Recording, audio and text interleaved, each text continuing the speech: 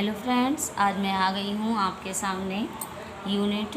आज मैं आपको सबसे पहले तो यूनिट से परिचित कराऊंगी, जो कि सबसे पहले है यूनिट 1, जो कि शैक्षिक अनुसंधान के प्रमुख दृष्टिकोण है।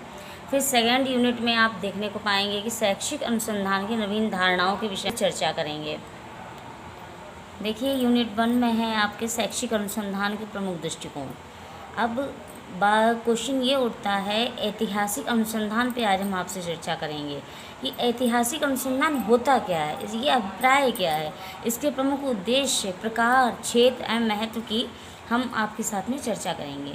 ऐतिहासिक अनुसंधान, जैसा कि आप नाम से ही समझ रहे होंगे, ऐतिहासिक मतलब जो कि काफ़ी पुरानी है, उससे स्पष्ट होता है कि जैसे अनुसंधान सम्मिलित है, इसके अंतर्गत जो पुराने अनुसंधान हो चुके हैं उनसे सम्मिलित है, जिसमें कि बीती या अतीत की घटनाओं का रिकॉर्ड रखा जाता है और उन्हीं के विषय में बातचीत की जाती है। ऐतिहासिक अनुसंधान तथ्यों को स्थापित करने का प्रयास करता है, जो हमारे अतीत में घटित हो चुका है उसको स्थापित करने का प्रयास करता है। मतलब कहने का तात्पर्य यह है कि उसके बारे में जानकारी करने से प्राप्त होता है ये सब है, जिससे में हमको प्राचीन और अतीत की घटनाओं के संबंध में निष्कर्ष निकाले जा सकते हैं कि मतलब अतीत में जो हुआ वो अच्छा हुआ, ठीक हुआ, नहीं हुआ, क्यों नहीं हुआ, इसके बारे में कई तरीके की बातें आप देखने को पाएंगे। फिर इसके साथ साथ ऐतिहासिक अनुसंधान के द्वारा इन घटनाओं व उन घटनाओं की वर्तमान समय में विद्यमान स्थितियों में प्रासंगिकता की व्याख्या करके अनुमान लगाने का प्रयत्न किया जाता है कि भविष्य में क्या घटित हो सकता है। मतलब जो घटित हो चुका है उसके बारे में जानकारी होगी और जो क्या भविष्य में घटित हो सकता है हम इसके बारे में भी कल्पना कर सकते हैं। फिर इसके अंदर और भी आप ये देखोगे कि ऐतिहासिक अनुसंधान के अंतर्गत अनुसंधानकर्ता, जैसे कि आप रिसर्च कर रहे हो तो आप एक तरीके के अनुसंधानकर्ता हो, तो सपोज दैट हम आपको ही ले लेते हैं कि अनुसंधानकर्ता को अपनी अध्ययन समस्या को स्पष्ट करना होता है। मतलब रिसर्च करने में आपको क्या प्रॉब्लम आ रही है ये सब आपको स्पष्ट करना होता है और उसकी सीमा को भी बद्ध करना होता है। सीमा मतलब आपकी कितनी लिमिट, उसी को हिंदी में सीमाबद्ध कहते हैं। और परिकल्पना की रचना करना होता है, कैसा आप रिसर्च करना चाहते हो, क्या आप उसके बारे में नया क्या डाल सकते हो, क्या मतलब क्या क्या आप सोच सकते हो कि परिकल्पना के अंदर आ गया है। अनुसंधानकर्ता को उस वैध विषय की सामग्री को संकलित करना होता है।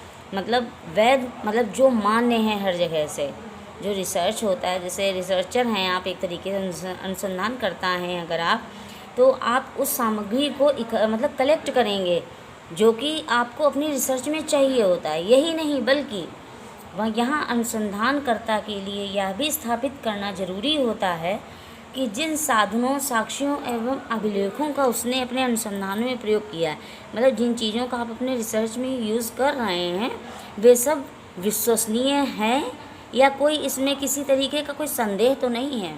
इस तरीके की आपको अपना उसमें कंटेंट डालना होता है।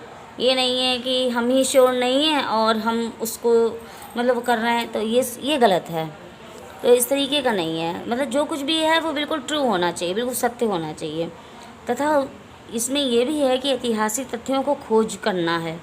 मतलब अतीत में सपोज दैट है, जैसे किसी हम स्मारक वगैरह को ले लें या किसी ऐतिहासिक घटना को ले लें, तो हमें उसके बारे में काफ़ी डीपली मतलब जानकारी करनी होगी कि ये सच में ऐसा हुआ है, क्यों हुआ है, क्यों नहीं हो पाया है। इससे संबंधित कई तरीके के क्वेश्चंस आपके अंदर उठने चाहिए और आपको उसकी मतलब जानकारी आपके अंदर उसकी होनी चाहिए। ठीक है। अच्छा, और अब इसकी परिभाषाएं जब आप लिखेंगे तो फिर ऐतिहासिक अनुसंधान की परिभाषाएं, इसमें आपके कर्लिंगर के भी शब्द आप देखने को पाएंगे। इन्होंने अनुसंधान से संबंधित अच्छी सी मतलब डेफिनेशन दे रखी है। फिर जॉन वेस्ट भी हैं हमारे शिक्षा शास्त्री जो हैं, उन्होंने भी दे रखा। फिर एक व्हिटने के शब्दों में भी, तो उनका कहना है ऐतिहासिक अनुसंधान का संबंध हमेशा अतीत के अनुभवों से रहता है। ठीक है, ऐतिहासिक संबंध आप बस यही रखिए कि अतीत से संबंध है।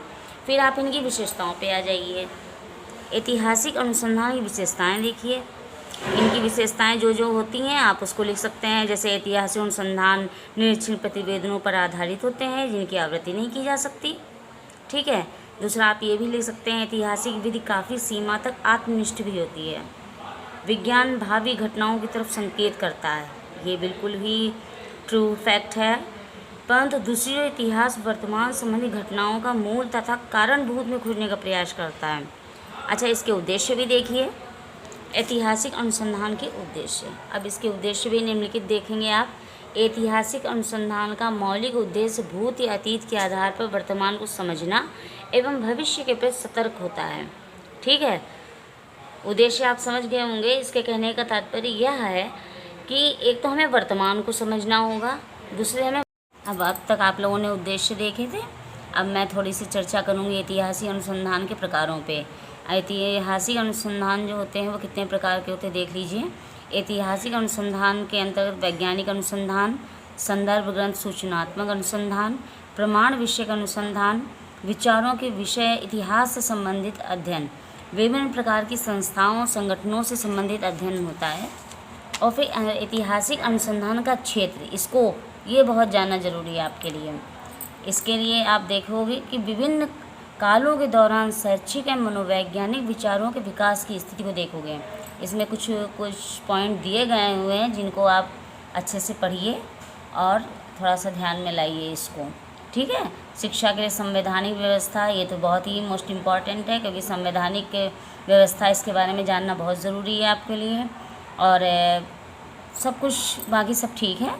और कल हम प्रयोगात्मक अनुसंधान पर चर्चा करेंगे। ठीक है, फिर मिलेंगे। Bye bye.